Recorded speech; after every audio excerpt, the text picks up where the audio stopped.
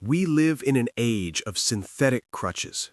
We spend billions of dollars every year on plastic bottles filled with isolated vitamins, believing health can be manufactured in a lab. We pour millions of tons of chemical nitrogen onto our dying fields, forcing crops to grow in soil that has been stripped of its soul. We are addicted to the artificial, while the genuine cure grows quietly in the shadows. What if I told you there is a biological machine, a living entity that solves both of these crises at once? It produces fruit with more lycopene than a tomato and more vitamin E than an avocado. It does not demand fertilizer, it creates it.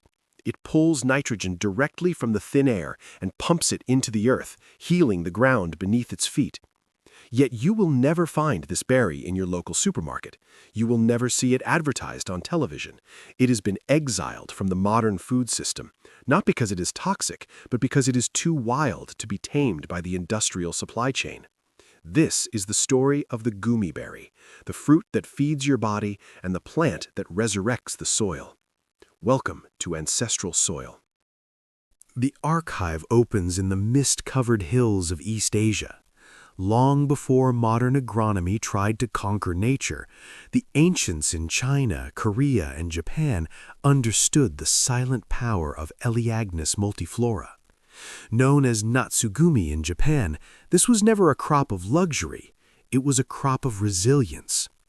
In the chronicles of traditional Chinese medicine, the fruit was revered not just as food, but as a potent remedy for severe coughs and debilitating fatigue.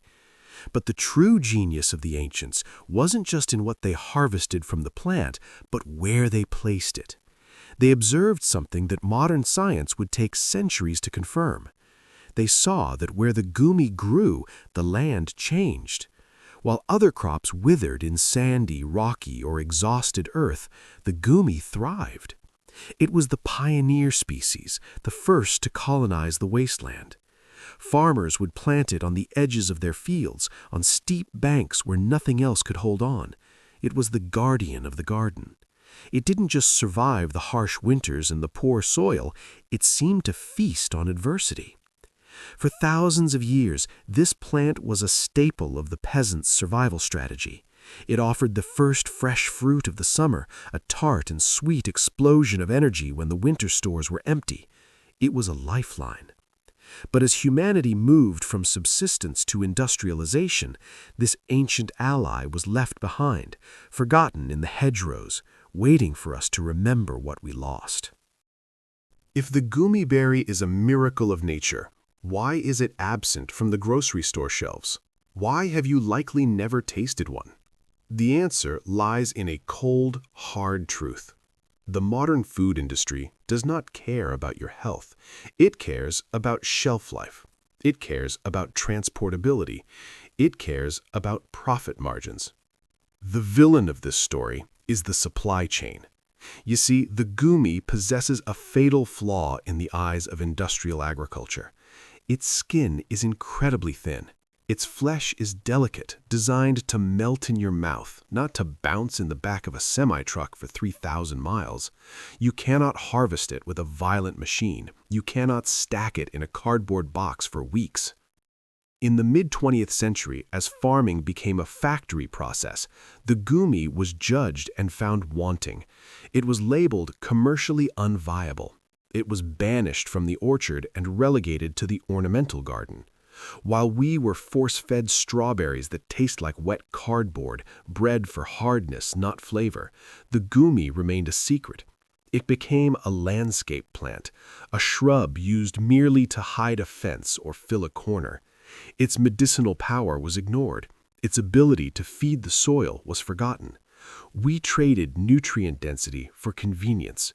We sacrificed the medicine of the earth for the durability of plastic. But nature does not care about market viability. And now, modern science is finally uncovering what the ancients knew intuitively. The laboratory results are in, and they are staggering. Let's look underground first. Dig up the roots of an Elaeagnus multiflora, and you will find strange, coral-like nodules. This is where the magic happens. Inside these nodules lives a bacteria called Frankia. While commercial farmers are bankrupting themselves buying synthetic nitrogen fertilizer, which kills the soil microbiome, the Goumi is running its own chemical factory. Through a symbiotic relationship with Frankia, it pulls nitrogen gas directly from the atmosphere and fixes it into the soil. It is a nitrogen-fixing powerhouse. It doesn't deplete the earth, it recharges it. And then there is the fruit itself. Nutritional analysis reveals that the Goumi is not just a bag of sugar water like so many modern fruits. It is a lipid-rich berry. It contains essential fatty acids, linoleic and alpha-linolenic acids, rarely found in fruit. But the real shock comes when we look at lycopene, the powerful antioxidant famous in tomatoes.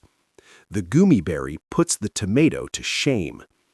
Depending on the variety, it can contain anywhere from 2 to 10 times the lycopene of a standard tomato. This is not just food, this is cellular defense. This is a plant that heals the ground it stands on and heals the body that consumes it. Science has confirmed the wisdom of the ancestors. The weed was the medicine all along. So how do we reclaim what was lost? How do we break the cycle of chemical dependence? The answer is simple. We plant the rebellion. You do not need a farm to grow the Goumi berry. You do not need perfect loamy soil. In fact, this plant prefers the neglected corners of your garden. It thrives in the marginal spaces, the clay, the sand, and the drought.